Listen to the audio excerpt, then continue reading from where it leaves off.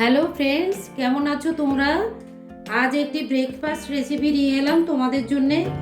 অনেকেরই খুব অসুবিধা হয় কি ব্রেকফাস্ট করব বা কি টিফিন খাবো বা বাচ্চাদের স্কুলে কি দেব।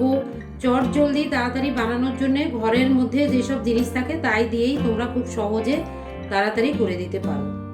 তো তার জন্য আমি আজকে কি বানাচ্ছি দেখো। আমি একটু এই সমস্ত কিছু মিশিয়ে একটা প্যানকেক তৈরি করব। তার জন্যে কি কি নিয়েছি তোমরা দেখো।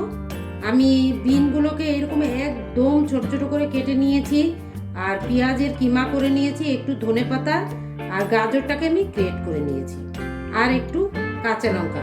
আর সঙ্গে কি নিয়েছি, দুটো ডিম ফাটিয়ে নিয়েছি। কিন্তু একটা কথা তোমাদেরকে বলি, সেটা হলো যে তুমি যদি স্বাস্থ্যকর খাবার খেতে চাও তাহলে কিন্তু ডিমের কুসুম দেবে না, ডিমের সাদাটা দেবে। আর এখানে একটু আমি সুজি 2 চামচ মতো আগে থেকে ভিজিয়ে রেখেছিলাম। এবার কথা হলো যে আমি আজকে হয়তো সুজি বা অন্য কিছু দিয়ে বানাচ্ছি, তোমরা ঘরে চালের গুঁড়ো, সুজি, ওটস, বেসন, আরও অনেক কিছুই থাকে, বা জোয়ারের আটা, যে কোনো কিছু দিয়ে মিশিয়ে তোমরা এটা করতে পারো। তাহলে আমি এখন এর সঙ্গে সব মেশাবো। কি করে মেশাচ্ছি তোমরা দেখো।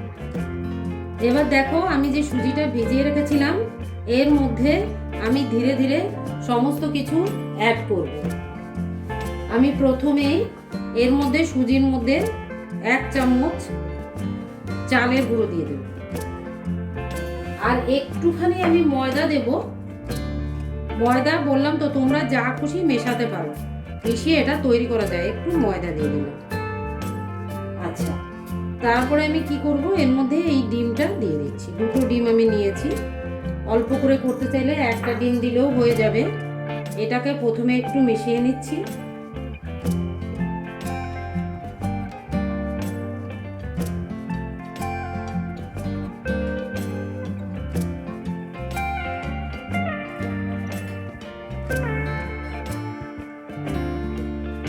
এর মধ্যে এবার আস্তে আস্তে আমি সমস্ত সবজিগুলোকে অ্যাড করব। যেমন আমি গাজরটা প্রথমে দিয়ে দিলাম, ধনেপাতা, পেঁয়াজ, বিনস আর লঙ্কা সব আমি একসাথে দিয়ে দিলাম।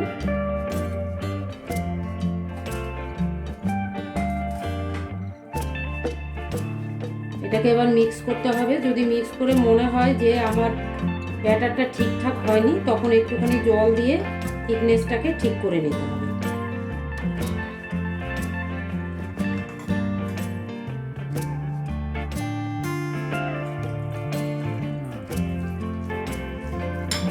এর মধ্যে এখন আমি পরিমাণ মতো লবণটাও দিয়ে দেবো।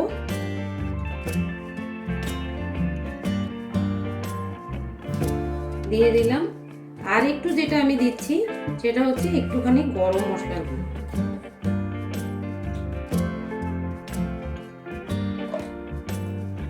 সবই আমার দেওয়া হয়ে গেল, কিন্তু ব্যাটারটা থিকনেসটা ঠিক নেই, একটুখানি জল মেশাতে হবে। একটু সামান্য জল দিয়ে দিচ্ছি।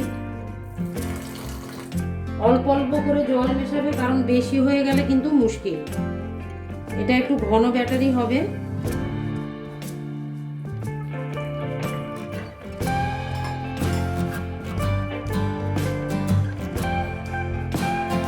আমি সুজিটাকে একটু আগে, কাঁচা সুজি কেন একটু ভিজিয়ে রেখেছিলাম, তাহলে সুজিটা গলে ঠিক জায়গায় এসছে, ওই জন্যই ভিজিয়ে রেখেছিলাম।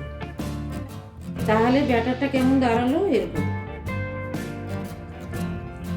ব্যাটার একদম ঠিক আছে, একদম ঘন এরকম ব্যাটারই থাকবে। ব্যাটার আমার রেডি। এরপরে আমি কিভাবে করব তোমরা দেখতে থাকো।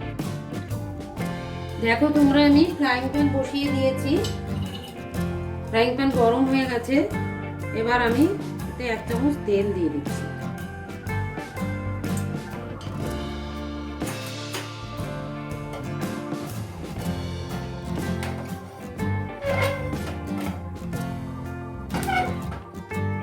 তেলটা একটু গরম হোক। তেলটা যেই গরম হয়ে যাবে তখন একদম ফায়ারটাকে স্লো করে দিয়ে আমি এটা দিয়ে দিচ্ছি।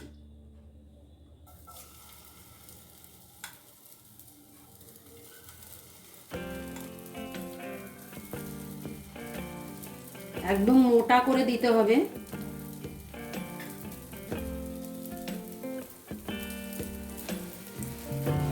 বেশি ছড়ানোর দরকার নেই।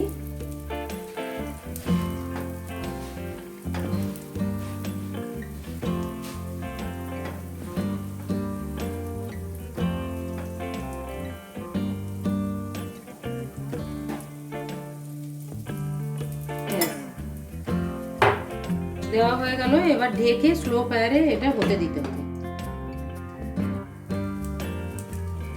দেখো আমি ঢাকনাটা খুলে দেখছি একদম পরোটা হয়ে গেছে। এবার এটাকে উল্টে দিতে হবে, ফ্লিপ করে দিতে হবে।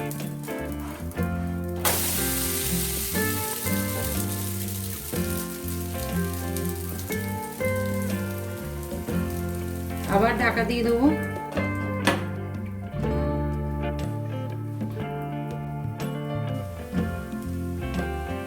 দেখো তোমরা, এটা ওপাশটাও হয়ে গেছে, কিন্তু এখন আমি ঢাকনাটা খুলে আঁচটা একটুখানি বাড়িয়ে দেবো এবং আর একটু হতে দেবো।